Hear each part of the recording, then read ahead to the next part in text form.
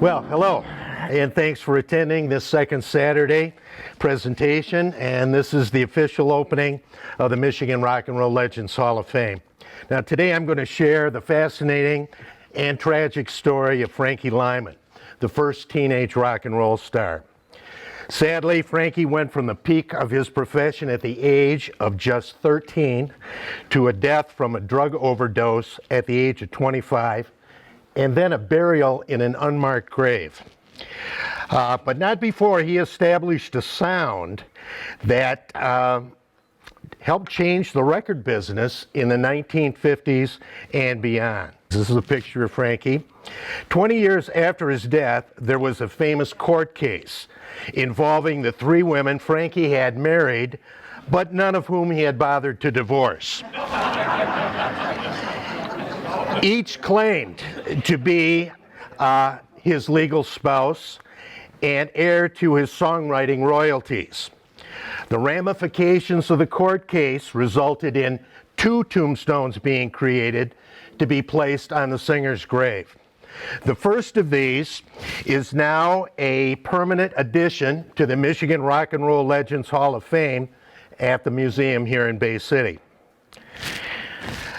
I acquired the tombstone for the museum in December of last year, but my involvement really began 15 years ago by chance, an occurrence best described as serendipity.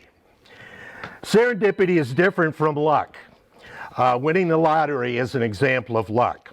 Serendipity, on the other hand, is actively paying attention to something that fate puts in your path, and in doing so, possibly turn it into something positive. Frankie Lymon and the Teenagers helped make the vocal group harmony style, which was later called doo-wop, popular all across the country during rock and roll's first decade. With roots that dated back to the Ink Spots and the Mills Brothers in the 1930s, the style featured harmony singing and lyrics that were typically about love. It was usually sung by a lead vocalist over backing vocals of repeated varying nonsense syllables, which led to the use of the term doo-wop to describe it. Frankie Lymon and the Teenagers only lasted 18 months, but the group was very significant in several ways during the short time the five original members were together. First of all, their incredible success in 1956 made them rock and roll pioneers who helped change the music industry from one that had always concentrated on adult tastes to one that catered to the emerging post-war youth market. Because doo-wop songs could be performed a cappella with little or no instrumentation and featured a wide range of vocal parts, youngsters who couldn't afford musical instruments formed singing groups. The youthful lead vocals of Frankie Lymon inspired a whole genre of young vocal groups, both male and female, that emulated the sound of Frankie Lymon and the Teenagers. Little Anthony in the Imperials and the Chantels were examples of groups that successfully followed that blueprint. In Michigan, Berry Gordy Jr. was influenced as well. This was seen in his signing of teenage artists like the Miracles, the Marvelettes, the Supremes, and Little Stevie Wonder to his Motown record company. One of the reasons Gordy selected Diana Ross to be the lead singer of the Supremes is that her voice had an adolescent quality similar to Frankie Lymon's. Gordy was also impressed with the dance steps that helped make Frankie Lymon and the Teenagers such exciting live performers. The group's choreographer was Charlie Atkins, a well-known dancer in his own right. In the 1960s, Gordy brought Charlie Atkins to Detroit to work with his artists. Atkins' influence is shown in the stage moves that the Temptations, the Four Tops, the Miracles, the Jackson 5, and many others at Motown made famous. The young men who would soon become stars as the Teenagers, formed in 1955 while still attending Edward W. Stitt Junior High. The school was located in the Washington Heights area of Upper Harlem in New York City. The group was originally a quartet composed of two African-American members, Jimmy Merchant and Sherman Garnes, and two of Puerto Rican descent, Herman Santiago and Joe Negroni. At this point, Merchant and Santiago had already started to write some original songs, including one ballad that they called Why Do Birds Sing So Gay? Frankie Lymon, who at 13 was 2 years younger than the others, joined the group after they were impressed with his singing and stage presence at a talent show at their junior high. Now calling themselves the Premiers, they were discovered by Richard Barrett, who was a member of a popular New York vocal group called the Valentines. Barrett also worked as a talent scout for G Records, a label owned by George Goldner. Barrett got the young group an audition with George Goldner, who was very impressed with Frankie Lymon's lead vocals. He decided to sign the group, but he had them change their name to the Teenagers. Goldner also wanted them to record an upbeat number for their first single, and Frankie Lymon helped Jimmy Merchant and Herman Santiago speed up the tempo of their ballad and also change its title to Why Do Fools Fall in Love? Because they were all underage, their parents signed the contracts to G Records. But when Why Do Fools Fall in Love was released in January of 1956, only Frankie Lymon and George Goldner were listed as the songwriters. Although it didn't seem like a big deal at the time, very few people in the 50s realized how valuable the copyright and publishing would be for a classic early rock and roll song, especially one that would not only be covered by other artists, but would also be used in compilation albums, commercials, and movie soundtracks in decades to come. Why Do Fools Fall in Love was a massive hit, spending 5 weeks at #1 on Billboard's R&B charts and crossing over to #6 on the pop singles chart. The song also reached #1 on the UK singles chart in England, making the Teenagers the first American doo-wop group to achieve that feat. It would have also easily made #1 on the pop charts in America had it not been for more traditional sounding cover versions by white artists like the Diamonds and Gail Storm. Both had big hits with their covers of Why Do Fools Fall in Love at a time when many radio stations would not play records by black artists. And their versions obviously hurt the sales of the Teenagers' original. Their hit song made the Teenagers immediate stars, and it got them on Alan Freed's shows at the Brooklyn Paramount, where their energetic stage show had the girls screaming. Frankie Lymon was clearly the main attraction. He was a natural on stage and a true born star. He had all the presence and poise of a showbiz veteran at the age of just 13. The group also projected a wholesome, clean-cut image with their youth and leather sweaters. This led to the Teenagers being booked to make their primetime television debut on a CBS variety show called Shower of Stars in the spring of 1956.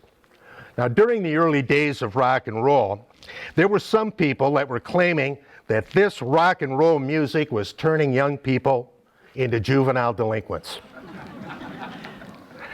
TV executives did not want to upset middle-class parents who might be concerned that this new music would drive their children into a life of crime. As a result, the non-threatening appearance of the Teenagers enabled them to become the first black and brown-skinned doo-wop group to appear on network television. The Teenagers' success led to the group joining Alan Freed's big 45-day rock and roll tour on which they headlined with Bill Haley and his Comets and the Platters. The Platters were sometimes referred to as four platters in a dish. Zola Taylor, in her form-fitting gowns, was the dish. It was on this tour that 13-year-old Frankie Lymon and 18-year-old Zola Taylor began a sexual relationship that lasted off and on for several years. As shocking as that may sound, Frankie Lymon was not your typical 13-year-old. And the clean-cut image that he projected on stage did not reflect the life that he had lived before he became a star. Frankie claimed in a 1967 interview that he was a man at 11 years old who knew every prostitute in the neighborhood, and he would get a commission for every customer that he brought them. Sometimes they would give him sexual favors as a bonus. He revealed in the interview that he learned everything there was to learn about women before he was 12 years old. The teenager's second single, I Want You to Be My Girl, was issued while they were on tour and quickly became a big R&B hit. It was an original song that Jimmy Merchant and Herman Santiago had put together for their audition at G Records. George Goldner and Richard Barrett made a few changes to the finished song, but they took complete songwriting credit on the hit. Sadly, this was a common practice during rock and roll's early days with artists who were young and naive and didn't understand the music business. The package tours of one-nighters were grueling, but the exposure was needed, and the teenagers made more money from those shows than they did on record sales. Group members were given a small weekly allowance, and the rest of their earnings were supposed to go into a trust fund that they could access when they reached the age of 21. Their third single, I Promise to Remember, was issued while they were on the road. Their previous records had been released as By the Teenagers featuring Frankie Lymon, but the new single was listed as Frankie Lymon and the Teenagers with Frankie's name in bigger print. The new billing was a direct reflection of Frankie Lymon's star power. At just 13, his ability to take over the stage had enabled the Teenagers to transcend all the other doo-wop groups. In August, the group shot scenes for Alan Freed's new movie, Rock, Rock, Rock, while their latest record climbed the charts. They performed 2 new songs in the film, and they demonstrated some of the dance moves that Charlie Atkins had taught them. Baby, baby. Baby,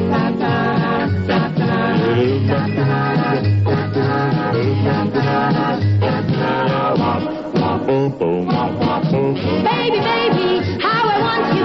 Baby, baby, how I need you. Baby, baby, you're the only one.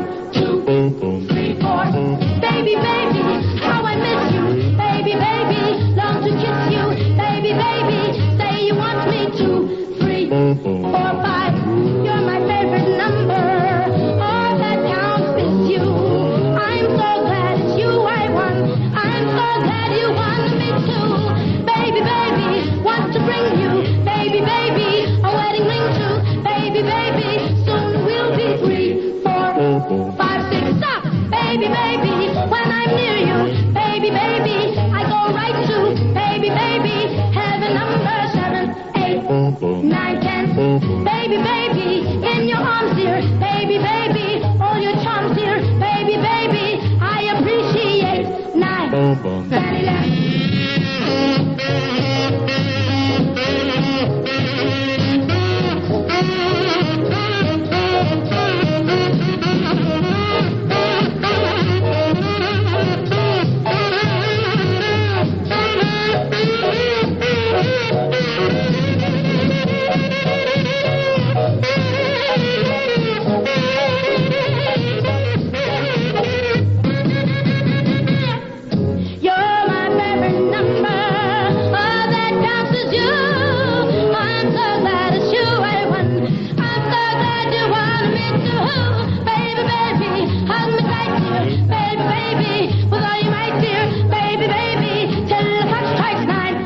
boom, boom. 11, 12. Go home. That's all. Bye-bye.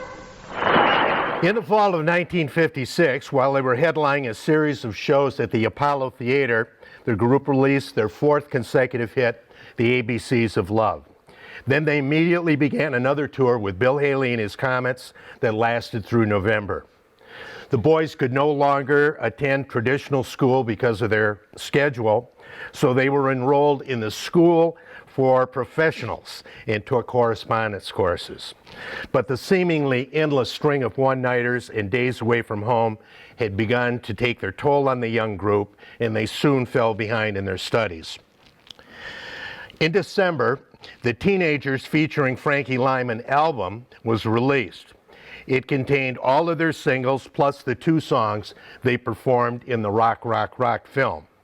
It was the only album ever released that featured all 5 original members. The liner notes added to the confusion over the songwriting credits to Why Do Fools Fall in Love when they proclaimed that Frankie Lymon had written the song all by himself. 1957 started off badly when George Goldner, a habitual gambler, was forced to sell off his shares of his record labels to pay off his gambling debts to Morris Levy, a mafia-connected music man. Levy now assumed control of the group and immediately started putting in place his plan to make Frankie Lymon a solo star. Levy saw rock and roll as a fad, and he wanted to change Frankie into a solo artist performing traditional music. Levy believed that Frankie could make big money playing nightclubs, many of which were connected to the mafia. It didn't take much to convince Frankie or his mother. She felt her son was the star and that the other 4 were expendable. The breakup of Frankie Lymon and the Teenagers happened during an ambitious tour of the British Isles in early 1957. Frankie was billed as the wonder boy of rock and roll, and he was now being given solo slots in all the shows. These included a command performance for Princess Margaret at the Queen's Chambers in Buckingham Palace. I'm Not a Juvenile Delinquent was a song written by George Goldner for Frankie and the Teenagers' performance in the Rock, Rock, Rock movie. The song was a humorous response to the critics of rock and roll, and it was released as a single in England in conjunction with the tour. Now, if you look closely at the end of the performance of the film, you can spot actress Valerie Harper in the audience as an extra in her first screen appearance. Now, I guess you have to be of a certain age maybe to remember that Valerie Harper was in the Mary Tyler Moore Show as Rhoda, and then had her own spin-off series called Rhoda on television. So anyways, here we go.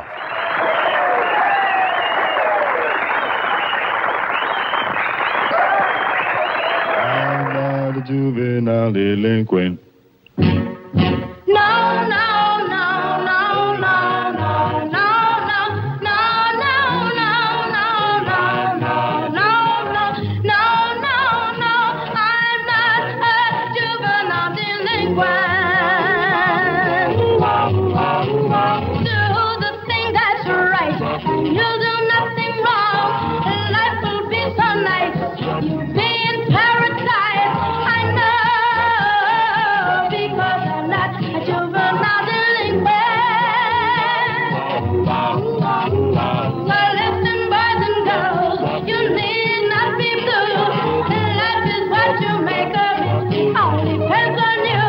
I know, because I'm not a juvenile delinquent. It's easy to be good, it's hard to be bad. Stay out of trouble and you'll be glad. Take this tip from me and you will see how happy you will be. Oh, boys and girls, this is my story and I have all of my glory. I know, oh, because I'm not a juvenile delinquent.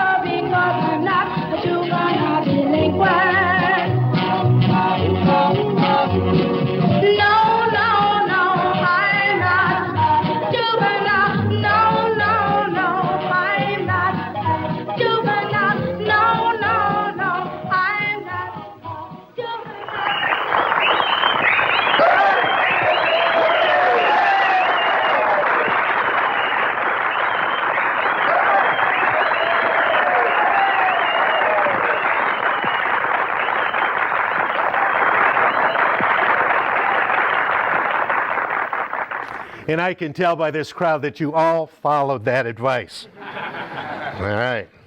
And strangely enough, I don't know how many people know this, but Ted Nugent's first band of Acclaim, the Amboy Dukes, recorded this song. I believe it was on their Migration album, and really actually did a pretty good job.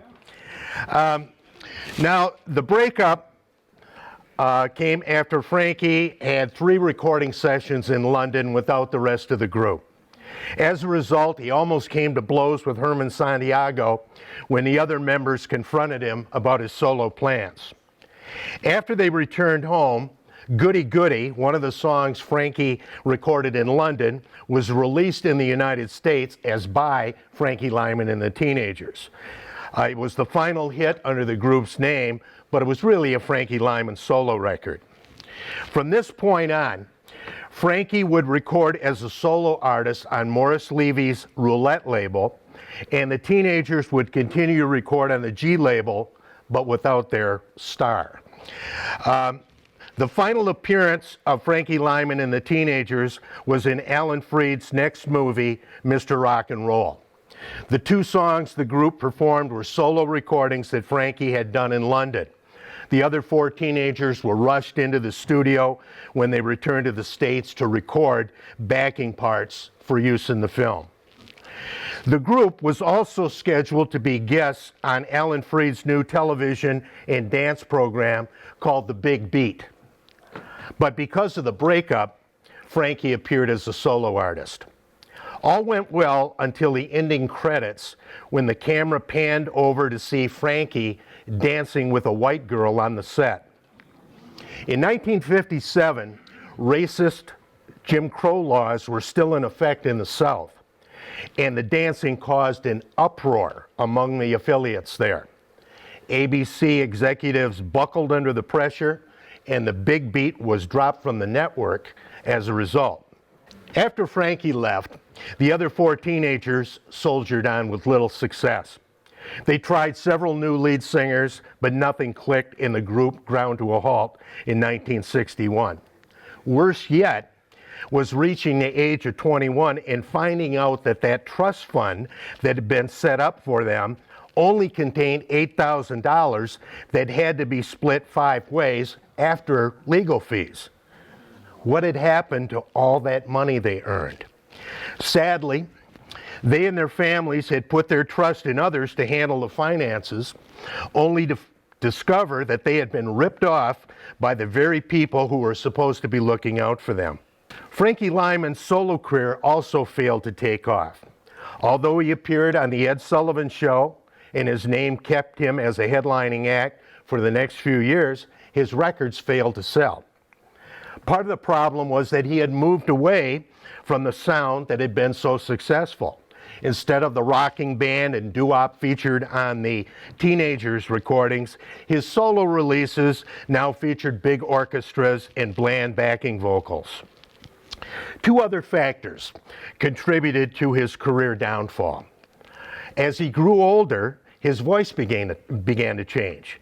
He no longer sounded like Frankie Lymon, who had recorded all those hits with the Teenagers. He also began using heroin. In an interview with Ebony magazine in 1967, Frankie said that he was introduced to heroin by a woman twice his age when he was only 15 years old. Being with a woman twice his age was nothing new to Frankie Lymon. Because of his early experiences with prostitutes, Frankie actually preferred the company of older women. To preserve his wholesome image, however, he would usually introduce them as his mother at hotels he stayed in while on tour. Although the combination of drugs and rock and roll is commonly thought of as occurring in the 1960s, that's not really the case. Jimmy Merchant of the Teenagers stated in an interview that drugs were everywhere in the 1950s. According to Merchant, they were backstage, offstage, potent, and cheap. Merchant said that the drugs took a lot of people away from their normal course of life, and that Frankie Lymon was one of them. By the end of 1959, Frankie Lymon was battling addiction and also fighting for his professional life. Roulette released only 2 singles during that year. He did enjoy a minor success in 1960 with his cover of Thurston Harris's Little Bitty Pretty One, but it was a song he had recorded back in 1958. It turned out also to be the final charting hit of his career. During the early 1960s, Frankie Lymon's career bottomed out as his addiction worsened. He was arrested for drug possession and was blackballed by nightclubs and booking agents. Even Morris Levy would have nothing to do with him and dropped him from the Roulette label. Despite his drug problem, Frankie's name enabled him to land a few one-shot recording deals, but nothing charted. In 1964, he met Elizabeth Waters, who had been a longtime fan. She convinced him to go into rehab, and he stayed clean for a while. They married and had a daughter, but sadly the baby died 2 days later while still at the hospital. In 1964, the Beach Boys covered Why Do Fools Fall in Love as the flip side to their big hit, Fun, Fun, Fun.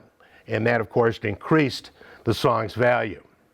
That same year, George Goldner, who had that gambling addiction, got into trouble once again, and he sold his songwriting credit on Why Do Fools Fall in Love to Morris Levy to cover his losses. He also sold the rights to I'm Not a Juvenile Delinquent. In 1965, Frankie decided to go to California and meet up with his old friend Zola Taylor, who lived in a beautiful home there. Zola helped him get a few jobs, including a lip-sync performance of Why Do Fools Fall in Love on a television show called Hollywood A Go-Go, but it would be Frankie's final television appearance. Zola and Frankie married that year in Tijuana, Mexico. But when she left to go on tour with the Platters, she left him money and instructions for house payments. When she returned, months later, she discovered that Frankie had taken the money and gone to New York City. As a result, Zola lost her house. She also never saw him alive again. This is a short clip of Frankie at the age of 23, lip-syncing his original recording of Why Do Fools Fall in Love on Hollywood A Go-Go. He appears to be missing some teeth and no longer looks anything like the 13-year-old heard on that hit from 1956. We'll also hear from 2 of his friends, Jimmy Castor and Bobby J, regarding his condition and the state of his career at that point. Talking about the one, the only, the great rockaway now, Frankie Lymon!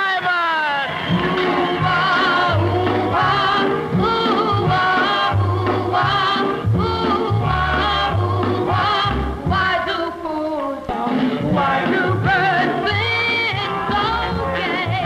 And love is my way to make them pay. Why do they fall in love? Why does the rain fall from above? Why do fools fall in love? Why do they fall in love? It really hurt to see Frankie. He was at his lowest point. Frankie was no longer the Frankie Lymon I knew. He was always a brat and egotistical and everything, but he had the voice, and he could back it up. But then without the voice and he couldn't back it up, he was just another Joe.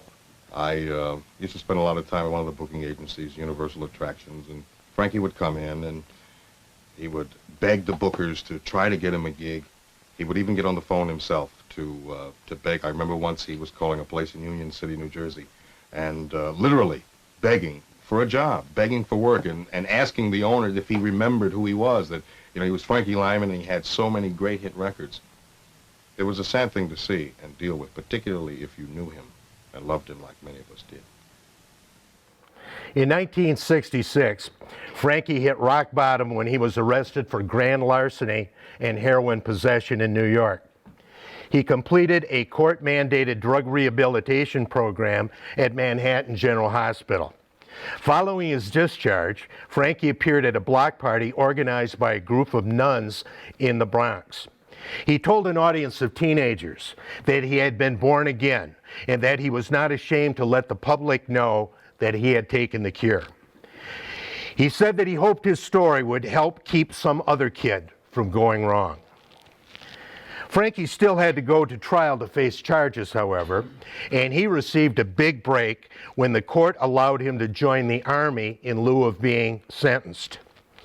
With the Vietnam War escalating and the Selective Service looking for more recruits, Frankie was inducted and sent to Fort Gordon in Augusta, Georgia. Although his life and career were in disarray, Frankie Lymon had not lost his ability to charm. Shortly after arriving at Fort Gordon, Frankie was introduced to a school teacher named Emira Eagle. She knew nothing of his drug history or other marriages when, after a brief courtship, they were married in June of 1967. The couple lived in her family's home, and Frankie traveled by bus to the base each day. In September of 1967, Why Do Fools Fall in Love was back on the charts in the form of a cover version by a New Jersey group called The Happenings. It was around this time that Frankie Lymon tried to rekindle his career by playing some gigs around Augusta. Unfortunately, this resulted in several AWOL offenses that could have led to some serious military discipline. Possibly because the Army wanted to avoid any negative publicity at this point, they allowed Frankie to accept an OTH, other than honorable discharge, in exchange for not being court-martialed. Riding the publicity from Why Do Fools Fall in Love being back on the radio, Frankie promptly found a new manager in the person of Sam Bray. He recorded a single, but as you can see, his last name was misspelled on Bray's tiny Big Apple label. The publicity from Frankie's revealing interview in Ebony magazine helped Bray set up a recording session for Frankie in New York on February 28, 1968. Frankie was staying at his grandmother's apartment, and it was there that he made the fatal decision to celebrate the night before the session by shooting up. He was found dead from a heroin overdose on the floor of his grandmother's bathroom the following morning. The newspapers got it wrong. He was only 25 years old. Newspapers sensationalized Frankie's death and called it the end of the doo-wop era. But sales of doo-wop records had already dwindled to a trickle since the arrival of the Beatles and the British invasion in 1964.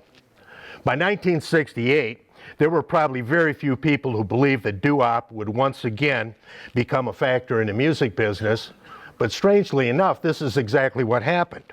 The doo-wop revival on the East Coast began in New York City with a DJ by the name of Gus Gossard. His weekend program, featuring classic doo-wop songs, quickly became the highest-rated radio show in the country's biggest market. Promoter Richard Nader was another important factor in the doo-wop revival. In late 1969, he began presenting sold-out shows, oldie shows, at Madison Square Garden, featuring early vocal groups like the Platters, the Coasters, and the Drifters. The doo-wop songs Gus Gossard was playing on the radio brought many East Coast listeners back to their high school days. They loved the music and had refused to let it go.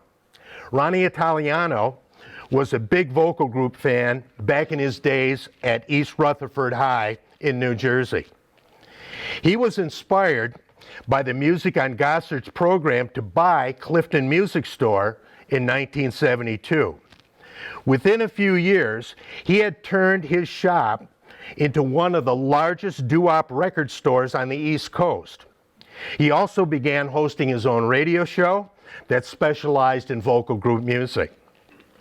3 weeks after Ronnie opened his store, the 50s musical Grease began its off-Broadway run. The musical's popularity would also contribute greatly to the nostalgia craze. As important as those events were, it was the 1973 hit movie American Graffiti that was most responsible for spreading nostalgia for rock and roll's first decade across the country.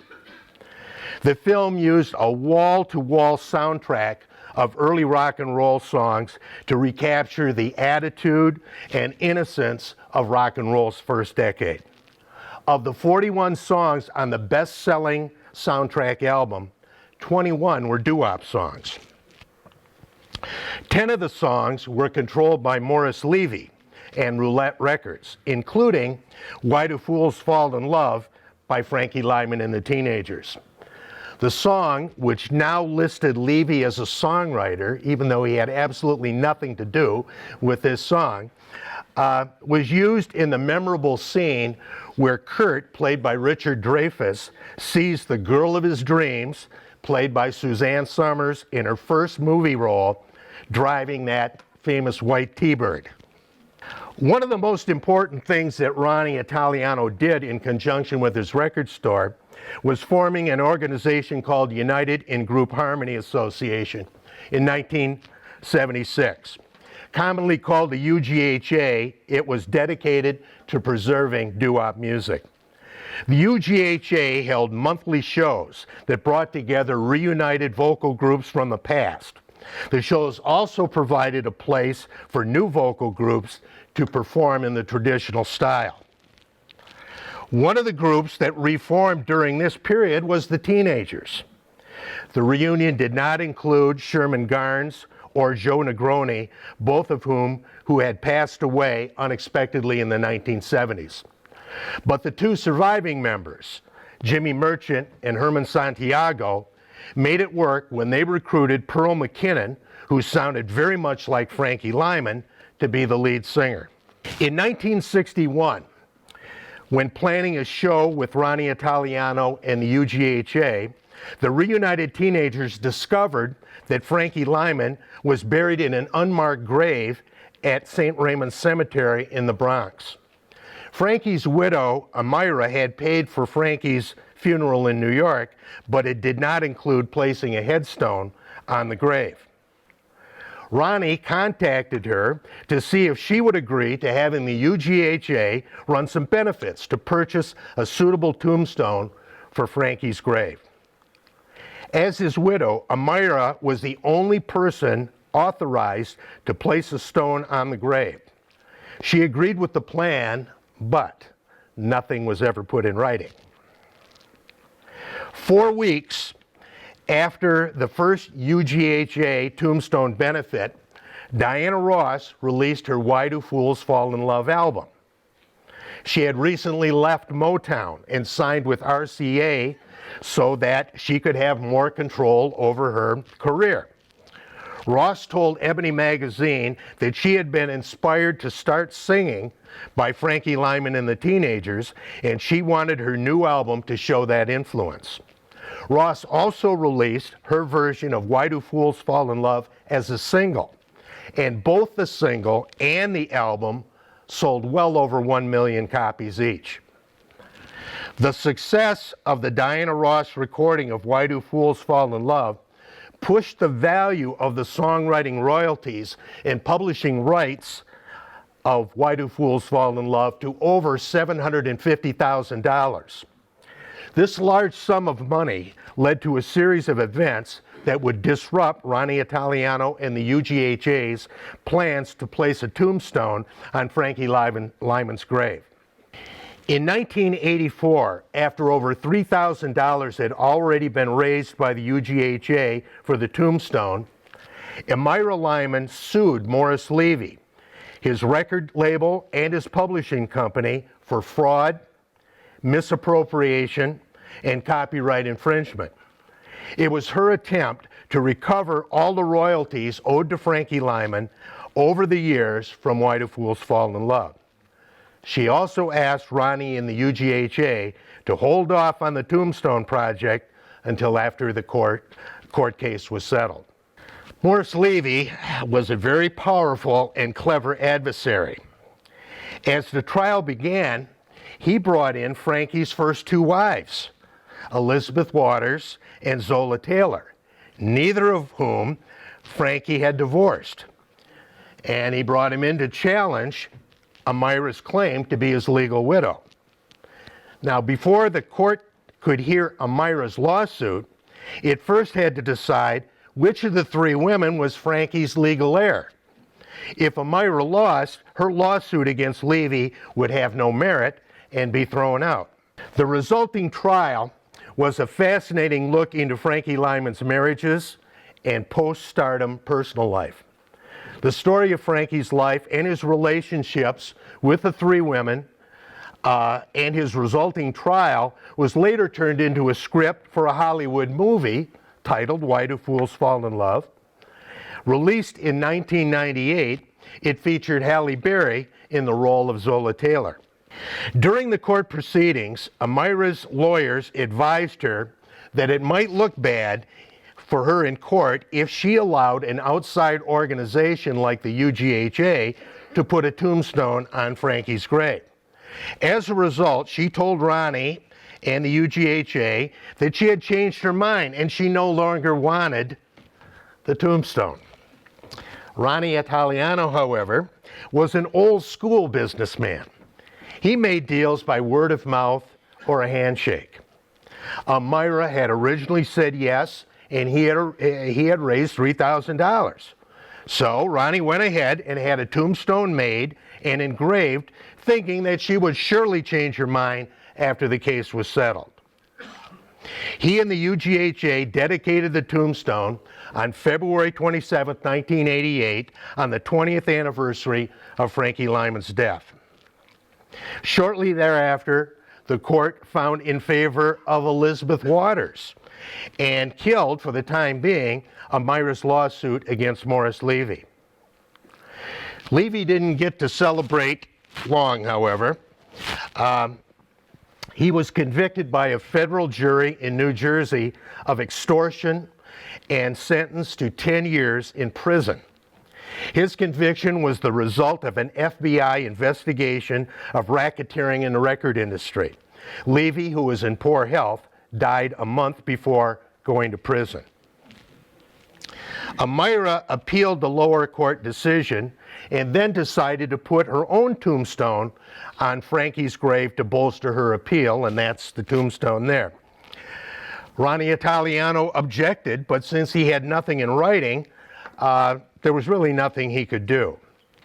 Amira went on to win the appeal and was declared Frankie's legal widow. Her lawsuit could now go forward, and she was also victorious against Levy's heirs and his companies for Frankie's unpaid royalties and his share of the rights to Why Do Fools Fall in Love. Now in possession of an engraved tombstone and no grave to place it on, Ronnie Italiano decided to put the tombstone in the front window of his Clifton music store, labeled as Frankie Lymon's official tombstone. And if you look carefully, you can see it in the right corner of the window of Clifton Music. It stayed there for the next 24 years, and over that time, it became a New Jersey legend. Now, my involvement in the tombstone story was the result of serendipity. While visiting our son and his wife in their new home in New Jersey, I happened upon an interesting book called Weird NJ. It listed all the unusual sites and places you could visit in the Garden State. And I thought I bought it for him as a house, kind of a funny housewarming gift. One of the unusual sites described in the book was the Frankie Lymon tombstone at Clifton Music. Now, I was a fan of Frankie Lymon as a teenager, still am for that matter, but I had never heard the tombstone story. Tombstone story, and my wife Lynn and I decided to drive over to Clifton the following day. We were the only customers in the store that weekday morning, and I spent most of the time talking to Ronnie Italiano about the tombstone, the UGHA, and vocal group music in general. A year or two later, I was putting together a doo-wop class for the Osher Lifelong Learning Institute at Saginaw Valley State. And I thought it would be fun to discuss it with Ronnie on our next visit to New Jersey. When I looked online to check on the store's hours, however, I saw that Ronnie had passed away and that his wife Sandy was trying to keep the store going. While at Clifton Music on our previous visit, I had overheard a phone conversation in which Ronnie mentioned getting tested for cancer, and it was cancer that took his life in 2008. I thought that Ronnie's passion for doo-wop music might make for an interesting story on my Michigan Rock and Roll Legends website. I did research into Ronnie's life, and I discovered that he took the music that he loved and found it and used it as a way to turn it into his livelihood. And in doing so, he managed to make the world a little better place to live for the people that made that music and for those who shared his love of it. And I wrote that his was a life well lived. 11 years later, in August of 2020, Fate interviewed once again when I received an email from Nicky Audio thanking me for my story about Ronnie that he found on the internet. Audio wrote that he had a great deal of respect for what Ronnie had done and that he had sung at a number of the UGHA doo-wop shows.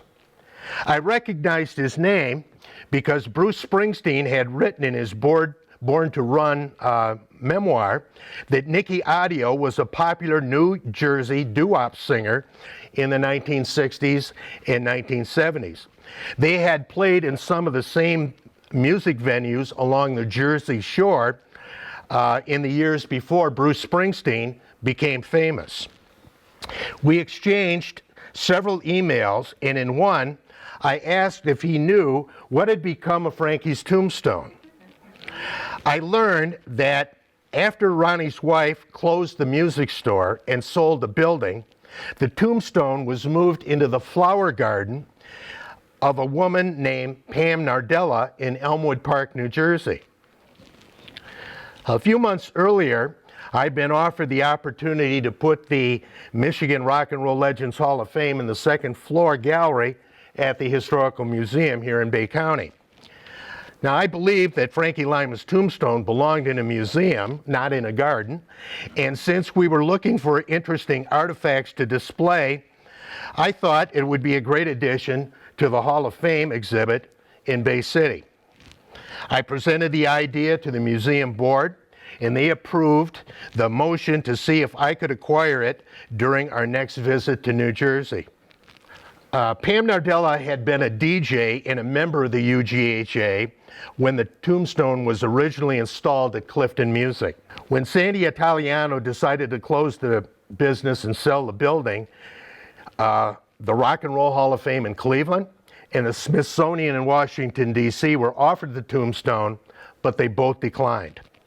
As a result, Pam had it moved into her yard so that it wouldn't be destroyed. She had always hoped that it would be displayed in a museum, however, and she was happy to donate it to the Historical Museum of Bay County when I spoke to her about it. The next issue was to find a monument company to remove the tombstone from Pam's yard and ship it to Bay City. I went to New Jersey in October to organize it, but the problem I faced was that all of the companies that were initially contacted were too busy because of all the COVID-19 deaths. I called every company I could find in New Jersey, and I was finally able to convince Mike Sullis of Monroe Monuments to take on the project. I captured his interest by stressing the historical significance of the tombstone and the fact that I thought I could provide his company with a good deal of publicity if he would take on the job. We needed to get the tombstone removed before the weather got too cold, and Friday, December 11th, 2020, turned out to be a beautiful day. Several former members of the UGHA were in attendance, and the tombstone removal went very smoothly. The event was covered in a full-page newspaper story by the New Jersey Star-Ledger, and Action 12 News produced a video about the tombstone removal that was broadcast on their afternoon and evening newscasts. Because of the COVID crisis, it took until January 14, 2021 for Frankie Lymon's Tombstone to be finally delivered to the Historical Museum. The museum was closed because of COVID, so the tombstone was taken by elevator to the second floor. It stayed in its crate in the hallway until the Demera Gallery could be cleared and repainted. The construction crew from Serenus Johnson, who had been working on another project at the museum, checked the floor in the gallery to find the ideal spot to safely support an object that weighs close to 1,500 pounds. The last thing we wanted was to come down through the ceiling. The tombstone was then moved and set up in the gallery on June 18th, 2021. Its location in the middle of the room posed a unique challenge to us because we wanted to tell the interesting story of the tombstone in its museum setting. You'll see how we met that challenge when you visit the gallery today. If you would like a much more detailed telling of this story, I've written a little book called Frankie Lymon's Tombstone Blues. The front and back cover were designed by my lovely wife, Lynn, and it was printed at the Bay Arnac Print Center, so this is a Bay County production. The book is available in the museum gift shop, and all proceeds will be donated to the Michigan Rock and Roll Legends Hall of Fame project. Thank you. Thank you. Thank you. It's been a great deal of fun sharing all of this with you today. If anyone has any questions, I'd be happy to try to answer them. And afterwards, I'd like to say a few words about the Hall of Fame exhibit before it officially opens. So, does anybody have any questions? Yes, sir. I just have a comment, Gary. Morris Levy, who was featured in your talk, was also the producer who signed Tommy James. Yes. And Tommy James has written a memoir of his time in the music business, which talks about his entire relationship with Morris Levy, and it's a fascinating book. And Morris Levy was an incredible crook. Yes. And he ripped off Tommy James Big time. Big time. So if any of you would like to read that book, I'm sure you can find it on Amazon or whatnot. So it's a really good book. Yeah, I think it's called Me, the Music, and the Mob. And yeah, Tommy James had a very close relationship with Morris Levy, who had a nickname of the Octopus because he had his tentacles in everything under the sun. Well, okay, and anybody else? Yes, sir. Gary, I thought there was some connection with Michigan. Wasn't there? Well, the connection with Michigan is Frankie Lymon was such an inspiration to Berry Gordy and the artists at Motown. And you only have to look at the Jackson 5. You remember them when they first came out in late 1969 and 1970. You had a little tyke Michael, who had all the stage moves and stage presence of somebody that was 20 years older than that. And you had 4 other members behind him backing it up. When Marvin Gaye first saw, when the Jackson 5 were first signed by Motown and Marvin Gaye saw them, he said, "It's Frankie Lymon and the Teenagers all over again." And he was right. So, and if you look at that, you think of all the girl groups that came after the Teenagers, all inspired by that adolescent sound. And also, if you look at Frankie Lymon and the Teenagers, they were really the first boy band. You know, you got 5 cute guys that can sing, and just think about over the years how many groups have come along that fit that framework. You go to the Monkees, to the Osmonds, on and on and on, even to today with the K-pop sensations. You know, was it BTS? Is that the name of these guys? So yeah, I mean, very, very influential. And that we tried to make that point in the museum when we set up the display.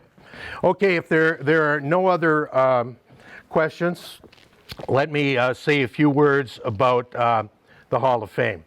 The Michigan Rock and Roll Hall of Fame exhibit has been a team effort, and I'd certainly like to publicly thank the people who pitched in to make it happen.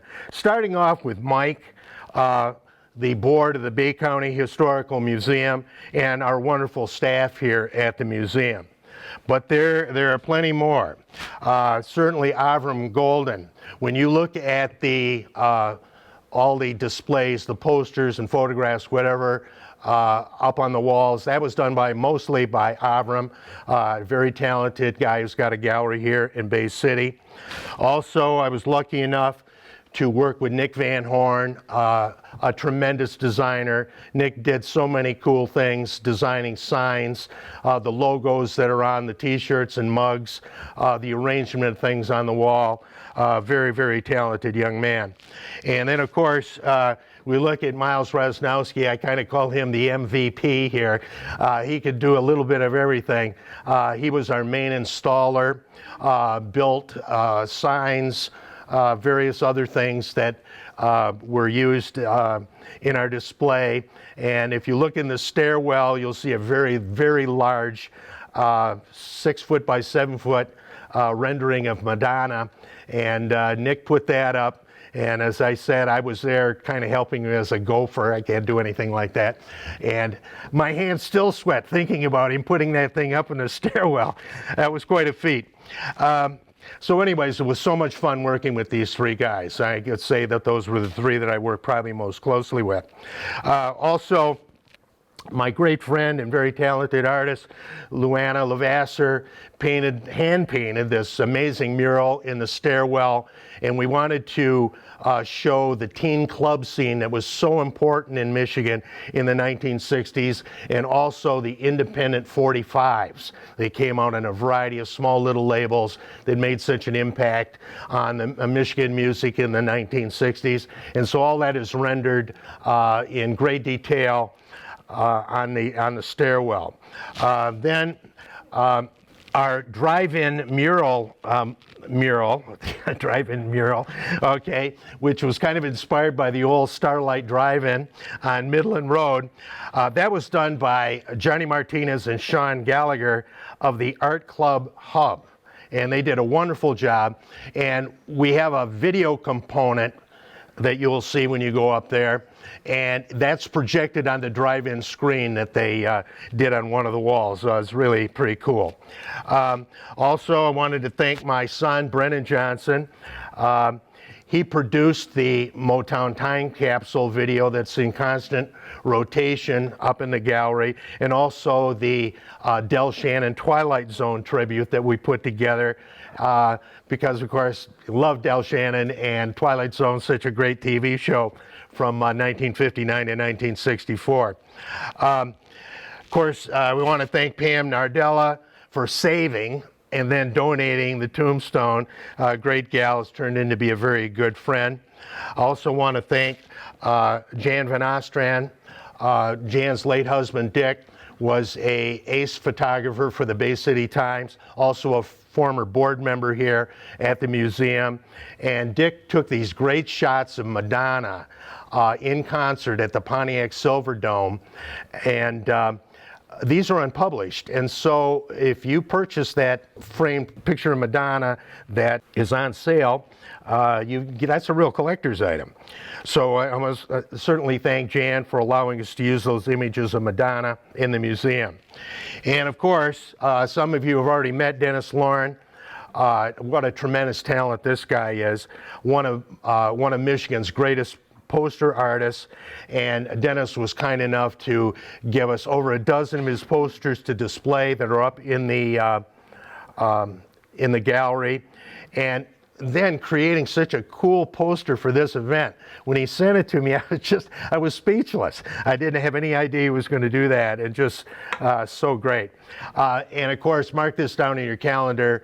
On May the 14th, Dennis is going to be back here talking about his amazing career as a poster artist. This guy's got some great stories. He's been doing it for well over 50 years.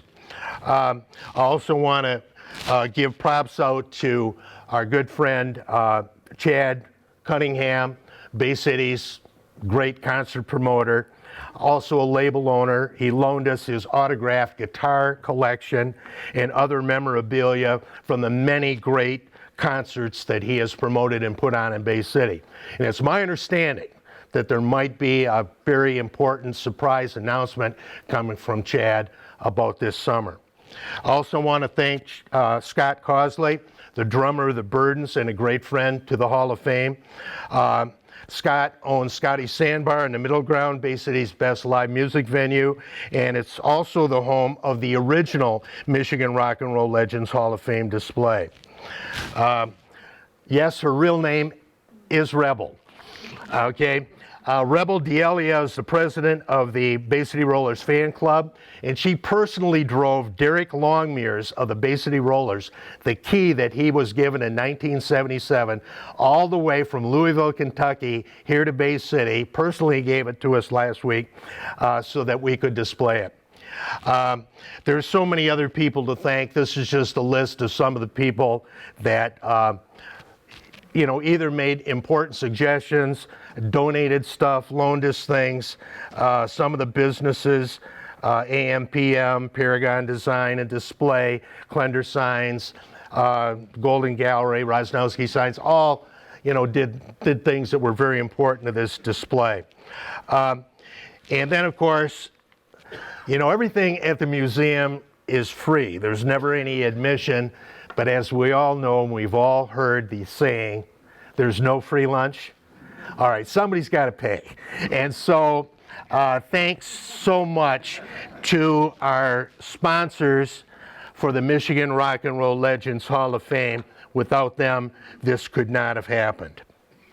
There's one more special person to thank here.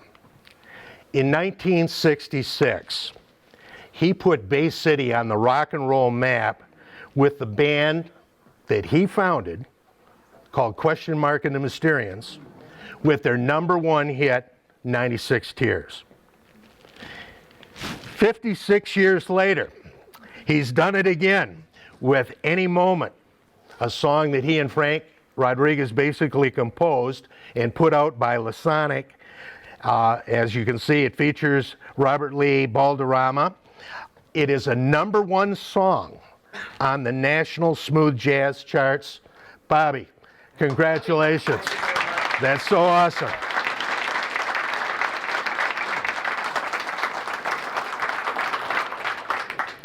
Bobby, your kindness and consideration for others is an example for all of us.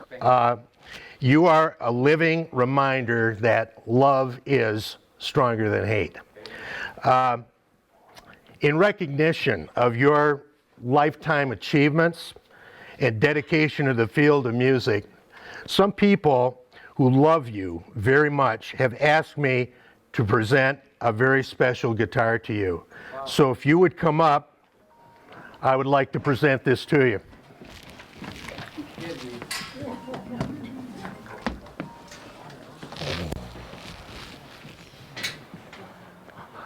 All right, I want to show everybody this. This is beautiful guitar. Is the same type of guitar played by Carlos Santana, who I believe was probably inspired to start playing guitar by listening to Bobby Balderrama as a member of Question Mark and the Mysterians. I'm in shock. And Bobby, may you use this guitar to create more great music in the future. All right, thank buddy. Thank you, Gary. And thank everybody, too.